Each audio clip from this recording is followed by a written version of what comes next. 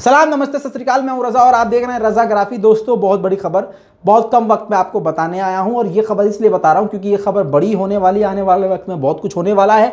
तो होता ये है कि जब हमें कहानी बीच से सुनने को मिलती है तो हमें कुछ समझ में नहीं आता, इसलिए मैं पहले ही आपको ये खबर बता रहा हूँ। मामला ऐसा हो गया है कि चीन और श्रीलंका के बीच में एक बड़ी खाई खुद गई है।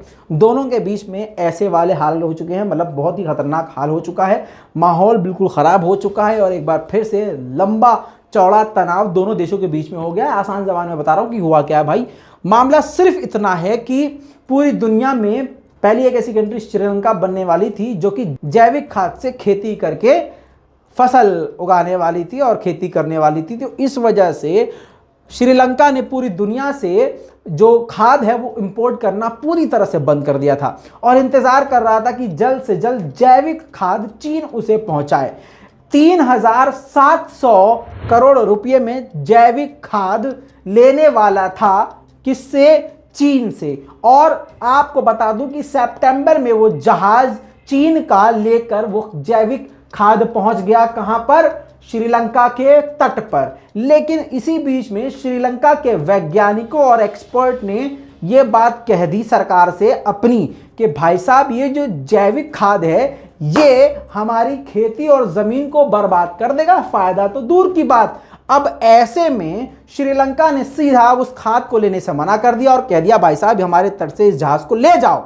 लेकिन चीन ने अपना जहाज वहां से अभी तक नहीं हटाया हुआ है और इसी चीज को लेकर बवाल चल रहा है। चीन का कहना यह है कि हमने बहुत पैसा इसमें इन्वेस्ट करके यहां से वहां माल भेजा है, अब श्रीलंका एक्सेप्ट नहीं कर रहा है तो हम श्रीलंका के खिलाफ पाबंदी लगाएंगे और उसके खिलाफ एक्शन लेंगे। अब ये बोला ही था कि श्रीलंका की सरकारी बैंक पर पूरी तरह से चीन ने पाबंदी लगा दी है और बहुत ही बड़ा नुकसान श्रीलंका को झेलना पड़ रहा है। श्रीलंका पहले से काफ़ी कमज़ोर है और चीन ने काफ़ी बड़ी तादाद में श्रीलंका में इन्वेस्टमेंट किया हुआ है और जिसने इन्वेस्टमेंट किया हुआ है उसी का लाठी श्रीलंका पर पड़ना ये श्रीलंका के लिए एक खतरे की बात है।